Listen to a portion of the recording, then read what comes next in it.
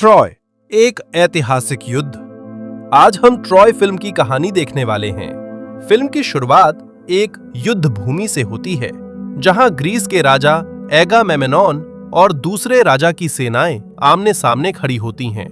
दूसरा राजा एगामेमनॉन से अपनी सेना वापस ले जाने के लिए कहता है, लेकिन एगामेमनॉन उससे कहता है कि वो उसका अधीनस्थ राजा बन जाए और जब भी वो युद्ध के लिए बुलाए उसे उसकी सेना के साथ उपस्थित होना होगा। इस पर वो राजा कहता है कि तुम पूरी दुनिया पर विजय हासिल नहीं कर सकते।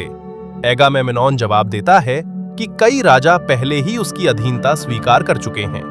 फिर वो प्रस्ताव रखता है कि दोनों राज्यों के सबसे वीर योद्धाओं के बीच प्राचीन परंपरा के अनुसार द्वंद्व युद्ध कराया जाए। यदि तुम्हारा योद्धा हार गया तो तुम्हें हर युद्ध में मेरा साथ देना होगा, और यदि मेरा योद्धा हार गया तो मैं अपनी सेना वापस ले जाऊंगा। दूसरा राजा अपने विशालकाय योद्धा गैब्रियल को बुलाता है। वहीं एगामेमनॉन अकिलीस को आवाज देता है, लेकिन वो युद्ध भूमि में मौजूद नहीं होता। इससे एगामेमनॉन क्रोधित हो जाता है।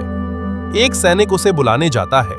उस समय अकिलीस अपने तंबू में दो महिलाओं के साथ सो रहा होता है।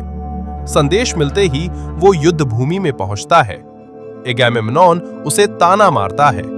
इस पर अकिलीस कहता है कि यदि दोनों राजा स्वयं लड़ने तो युद्ध का फैसला जल्दी हो जाएगा। ये कहकर वो वहां से जाने लगता है। तभी एक अधीनस्थ राजा उससे कहता है कि तुम्हारे एक निर्णय से हजारों लोगों की जान बच सकती है। ये सुनकर अकिलीस वापस लौटता है, गैब्रियल से लड़ता है और उसे मार गिराता है। हारा हुआ राजा कहता है कि मेरा राजदंड अपने राजा को दे देना। इस पर अकिलीस जवाब देता है, वो मेरा राजा नहीं है। इतना कहकर वो वहां से चला जाता है। एगामेमनॉन अकिलीस की बढ़ती प्रसिद्धि और वीरता से भीतर ही भीतर जलने लगता है। अगले दृश्य में बताया जाता है कि ट्रॉय और स्पार्टा के बीच कई बार युद्ध हो चुके थे।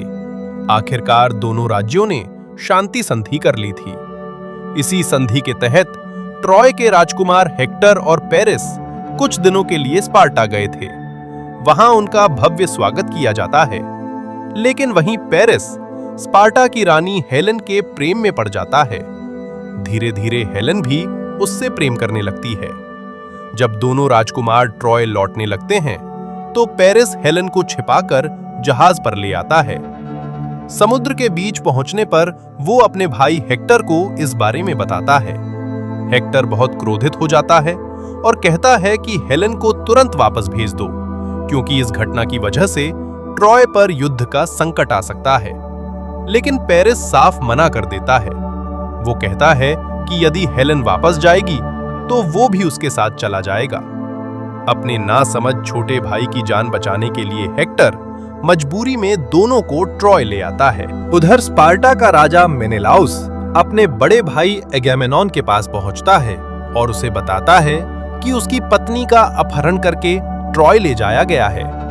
एगामेमनॉन सभी राजाओं को ट्रॉय के विरुद्ध युद्ध में शामिल होने का आदेश देता है। उसे ट्रॉय पर आक्रमण करने के लिए हेलेन के अपहरण का बहाना मिल जाता है। युद्ध की तैयारियां शुरू हो जाती हैं। अकिलीस इस युद्ध में जाने के लिए तैयार नहीं होता। राजा और उसके सलाहकार चर्चा करते हैं कि ये युद्ध बहुत भयानक होगा और इसे जीतने के लिए अकिलीस तथा उसके योद्धाओं का साथ जरूरी है। उनके बिना विजय पाना लगभग असंभव होगा। एगामेमनॉन कहता है कि अकिलीस को नियंत्रित करना बहुत कठिन है। कहीं ऐसा ना हो कि वो ट्रॉय से लड़ने के बजाय हमसे ही लड़ने लगे। तब अन्य राजाओं में से एक राजा अकिलीस को मनाने के लिए उसके पास जाता है। वो राजा अकिलीस से कहता है, उन्होंने हमारा अपमान किया है। इस पर अकिलीस जवाब देता है, ये तुम्हारे राजा का अपमान है, मेरा नहीं। तब वो राजा कहता है, ये एक भयंकर युद्ध होगा और इसमें शहीद होने वाले वीर योद्धाओं के नाम हमेशा के लिए अमर हो जाएंगे। अकिलीस भी चाहता था कि उसका नाम युगों युगों तक लोगों की यादों में जीवित रहे, लेकिन अंतिम निर्णय लेने से पहले वो अपनी मां से मिलने जाता है। उसकी मां एक देवी होती है। जब अकिलीस का जन्म हुआ था तब उसने उसके पैरों को पकड़कर उसे एक पवित्र नदी में डुबोया था। इसी कारण उसकी एड़ी के नीचे का भाग छोड़कर पूरा शरीर अमर हो गया था। उसकी मां उससे कहती है, यदि तुम युद्ध पर नहीं गए और यहीं रहे तो तुम्हारा विवाह होगा, तुम्हारे बच्चे होंगे, फिर उनके भी बच्चे होंगे, लेकिन तुम्हारी मृत्यु के बाद कुछ पीढ़ियों के बाद कोई तुम्हें याद नहीं रखेगा। लेकिन यदि तुम युद्ध में गए तो तुम्हारी मृत्यु निश्चित है। फिर भी जब तक ये पृथ्वी रहेगी, लोग तुम्हां अक्लिस नाम को हमेशा याद रखेंगे। ये सुनकर अक्लिस युद्ध में जाने का निर्णय लेता है। इसके बाद स्पार्टा से अनेक युद्धपोत ट्रॉय की ओर रवाना हो जाते हैं।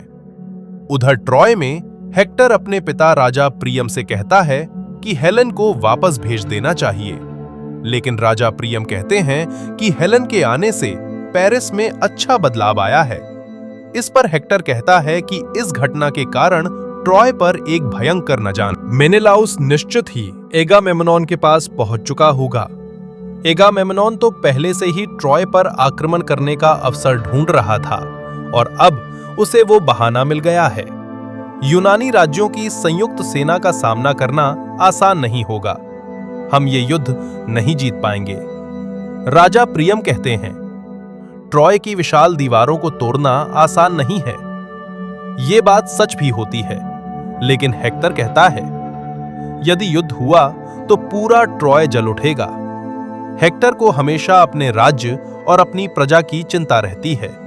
जैसे ही समुद्र में यूनानी जहाज दिखाई देते हैं, पूरे ट्रॉय में चेतावनी की घंटियां बजने लगती हैं। सैकड़ों जहाज किनारे की ओर बढ़ रहे होते हैं। सबसे आगे अकिलीस का जहाज होता है।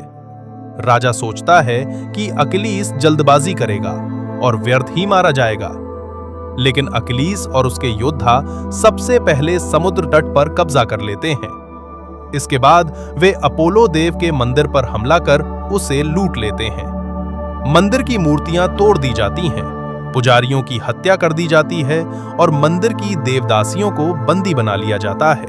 हेक्टर अपने सैनिकों की एक टुकड़ी लेकर उनकी रक्षा के लिए पहुंचता है। वहीं पहली बार उसका सामना अकिलीस से होता है, लेकिन शाम हो जाने के कारण युद्ध रोक दिया जाता है। अकिलीस हेक्टर से कहता है, आज वापस जाओ, कल युद्ध भूमि में फिर मिलेंगे। इसके बाद दोनों अपनी अपनी सेना के शिविर में लौट जाते हैं। जब अकिलीस अपने तंबू में पहुंचता है तो देखता है कि उसके सैनिकों ने एक सुंदर देवदासी को बांध रखा है, जो वास्तव में राजा की पुत्री होती है। वह युवती कहती है, तुमने पवित्र अपोलो देव के मंदिर को लूटा है, पुजारी की हत्या की है। अपोलो देव अवश्य इसका बदला लेंगे। अकिलीस शांत स्वर में कहता है, मैंने किसी पुजारी की हत्या नहीं की। और तुम्हारा देवता कहां है? उसका मंदिर लूट लिया गया, पुजारी मारा गया और उसकी दासी बंदी बना ली गई। वह किस बात का इंतजार कर रहा है? युवती उत्तर देती है, समय आने पर वह तुम्हें दंड देगा। अकिलीस उसके हाथ खोल देता है और कहता है, तुम यहां सुरक्षित हो। रात को विजय उत्सव के लिए बुलाए जाने पर एगामेम्नॉन अकिलीस का अपमान करते हुए कहता है, सैनिक चाहे कितनी भी बहादुरी से लड़ें, इतिहास हमेशा राजा को ही याद रखता है। और बताओ, लूट का सामान कहां है? अकिलीस कहता है, तुम सारी लूट अपने पास रख सकते हो। राजा मुस्कुराकर कहता है, हमने तो वो पहले ही ले ली है। इतने में सैनिक उस देवदासी को जबरन घसीटते हुए वहां ले आते हैं। ये देखकर अकिलीस क्रोधित हो उठता है और कहता है, मैं अपनी मृत्यु से पहले तुम्हें मार डालूंगा। गुस्से में वो अपनी तलवार से एक सैनिक को मार देता है। तभी वो युवती कहती है, आज बहुत खून बह चुका है, मेरी वजह से और रक्त नहीं बहना चाहिए। ये सुनकर अकिलीस और भी क्रोधित हो जाता है और वहां से चला जाता है। अगले दिन अकिलीस अपने सैनिकों को युद्ध में भाग न लेने का आदेश देता है। दूसरी ओर ट्रॉय की सेना और एगामेम्नॉन की सेना आमने सामने आ जाती हैं। हेक्टर, पेरिस, मेनेलाउस और एगामेम्नॉन के योद्धा युद्ध भूमि में खड़े होते हैं। पेरिस कहता है, आओ हेलेन के लिए हम दोनों द्वंद्व युद्ध करें और इसी से इस युद्ध का फैसला हो जाए। दोनों के बीच भयंकर युद्ध होता है। लड़ते लड़ते पेरिस नीचे गिर जाता है। तभी हेक्टर आगे बढ़कर मेनेलाउस को मार डालता है। इसके बाद दोनों सेनाओं के बीच भीषण युद्ध छिड़ जाता है। ट्रॉय के तीरंदाजों के जबरदस्त आक्रमण और उनकी युद्ध नीति के कारण एगामेमनॉन की सेना को भारी नुकसान उठाना पड़ता है। अनेक सैनिक और वीर योद्धा मारे जाते हैं। अंततः एगामेमनॉन अपनी सेना को पीछे हटने का आदेश देता है। रात को सभी राजाओं की सभा होती है। कुछ राजा कहते हैं, हम यहां हेलेन के लिए आए थे, अब उसका पति मर चुका है, इसलिए युद्ध का कारण भी समाप्त हो गया है। लेकिन यदि ये युद्ध जीतना है तो अकिलीस का साथ मिलना ही होगा। एगामेमनॉन कहता है, अब अगर मैं उससे विनती भी करूं तब भी वो युद्ध में नहीं आएगा। तब एक राजा पूछता है, उस लड़की का क्या किया गया? एगामेमनॉन उत्तर देता है, हमने उसे सैनिकों के हवाले कर दिया। उधर बाहर कुछ सैनिक उस देवदासी को परेशान कर रहे होते हैं। तभी अकिलीस वहां पहुंचता है। उसे सैनिकों के चंगुल से छुड़ाकर अपने तंबू में ले आता है। रात को वह युवती अकिलीस से कहती है, तुम एक अच्छे इंसान हो, फिर योद्धा क्यों बने? अकिलीस मुस्कुराकर कहता है, मैं जन्म से ही योद्धा हूं, लेकिन तुम देवदासी क्यों बनी? फिर वह उससे पूछता है, तुम्हारी देवी कैसी है जो अपने ही मारे हुए मनुष्य की खाल ओढ़ती है? वह युवती कहती है, हमें सभी देवताओं का सम्मान करना चाहिए। इस पर अकिलीस कहता है, मैं तुम्हें एक रहस्य बताता हूं। देवता कभी नहीं मरते, लेकिन हम इंसान नश्वर हैं। शायद इसी वजह से हमें जीवन की हर चीज इतनी सुंदर लगती है, क्योंकि हम जानते हैं कि एक दिन हमें मरना है। आज तुम जितनी सुंदर दिख रही हो, हमेशा ऐसी नहीं रहोगी। युवती कहती है, मैं तुम्हें एक जंगली योद्धा समझती थी। उस रात जब अकिलीस सो रहा होता है तो वो उसके गले पर छुरा रख देती है। अकिलीस शांत स्वर में कहता है, अगर मारना चाहती हो तो मार दो, लेकिन वो ऐसा नहीं कर पाती। अकिलीस उसे अपनी बाहों में भर लेता है और दोनों एक दूसरे के प्रेम में पड़ जाते हैं। इसके बाद अकिलीस युद्ध छोड़कर वापस लौटने का निर्णय लेता है। उसका चचेरा भाई इस बात पर नाराज होकर कहता है, जब हमारे लोग मर रहे हैं तब हम वापस क्यों जाएं? अकिलीस जवाब देता है, किसी मूर्ख राजा के लिए हम अपनी जान क्यों दें? उसी रात ट्रॉय की सेना जलते हुए अग्निबाणों से यूनानी शिविरों में आग लगा देती है। अगले दिन भोर होते ही वे अचानक हमला कर देते हैं। उस समय अकिलीस का चचेरा भाई उसके कवच और वस्त्र पहनकर युद्ध भूमि में उतर जाता है। पूरी सेना उसे अकिलीस समझकर उसके पीछे युद्ध करने लगती है, लेकिन हेक्टर के साथ द्वंद्व युद्ध में वो मारा जाता है। जब हेक्टर उसका शीर्ष त्राण उतारता है तो एक सैनिक बताता है कि ये अकिलीस नहीं बल्कि उसका चचेरा भाई है।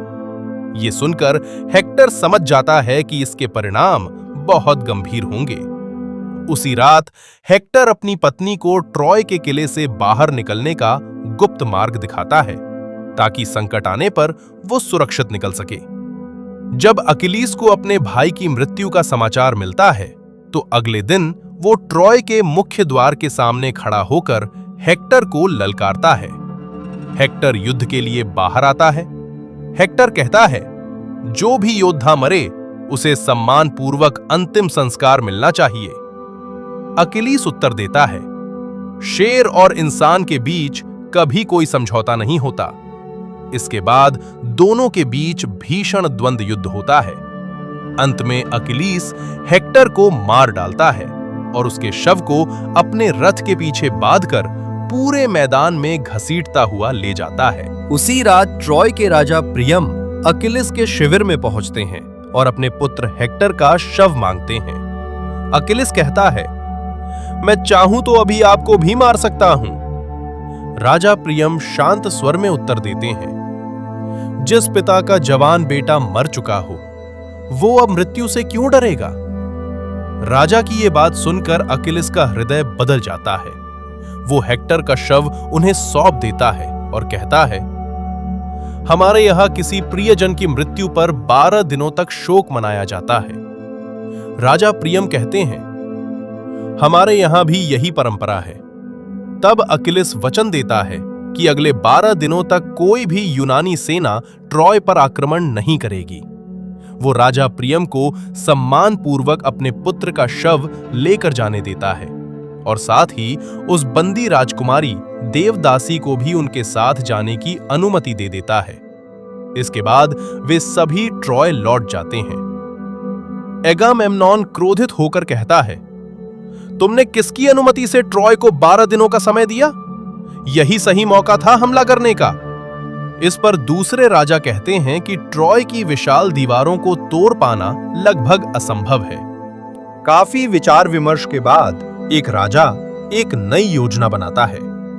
यूनानी सैनिक समुद्र तट पर लकड़ी का एक विशाल घोड़ा तैयार करते हैं। इसके बाद वे पूरा समुद्री तट खाली कर देते हैं और अपने जहाजों को दूर छिपा देते हैं।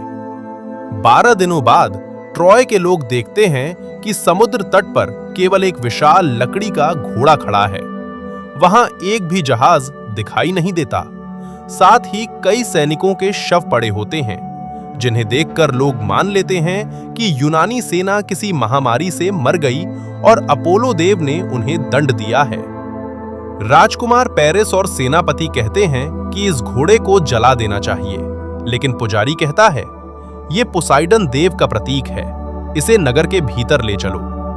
लोग उस विशाल लकड़ी के घोड़े को ट्रॉय के किले के अंदर ले आते हैं और अपनी जीत का उत्सव मनाने लगते हैं, क्योंकि उन्हें लगता है कि 10 वर्षों तक चला ये युद्ध आखिरकार वे जीत चुके हैं।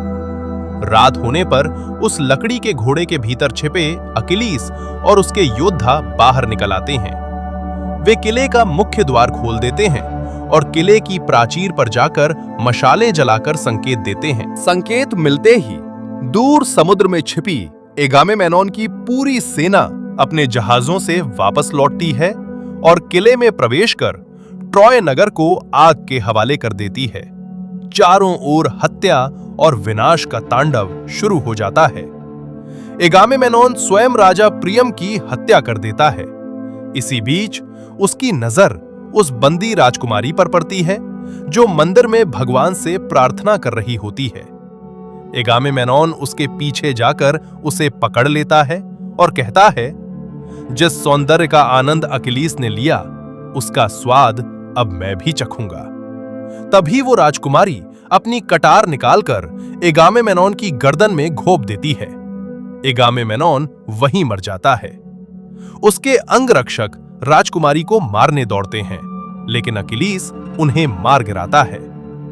जब वो राजकुमारी से बात कर रहा होता है, तभी राजकुमार पेरिस दूर से अकिलीस की एड़ी पर एक तीर चलाता है। तीर उसकी एड़ी को आर पार भेद देता है। राजकुमारी पेरिस से कहती है, उसे मत मारो, लेकिन पेरिस लगातार तीर चलाता रहता है। अकिलीस तलवार लेकर उसकी ओर दौड़ता है। तभी पेरिस एक के बाद एक 4 तीर और चलाता है। उन तीरों से घायल होकर अकिलीस जमीन पर गिर पड़ता है। मरने से पहले अकिलीस राजकुमारी से कहता है कि वो तुरंत इस शहर को छोड़कर चली जाए, क्योंकि ट्रॉय पूरी तरह नष्ट होने वाला है। इसके बाद पेरिस, राजकुमारी, हेक्टर की पत्नी, उसका परिवार और कुछ अन्य लोग किले के गुप्त मार्ग से बाहर निकल जाते हैं और अपनी जान बचा लेते हैं। अगले दिन अकिलीस और अनेक यूनानी योद्धाओं का प्राचीन वैदिक परंपरा के अनुसार अग्नि संस्कार किया जाता है। उनकी चिताएं जल रही होती हैं। दूर एक पहाड़ी पर खड़ी अकिलीस की प्रेयसी और ट्रॉय से गुप्त मार्ग से निकले लोग उन जलती चिताओं को देखते रहते हैं। दोस्तों, आपको ट्रॉय फिल्म की यह समरी कैसी लगी? हमें कमेंट करके जरूर बताइए। अगर वीडियो पसंद आया हो तो इसे लाइक करें, चैनल को सब्सक्राइब करें और अपने दोस्तों के साथ शेयर करना ना भूलें। धन्यवाद।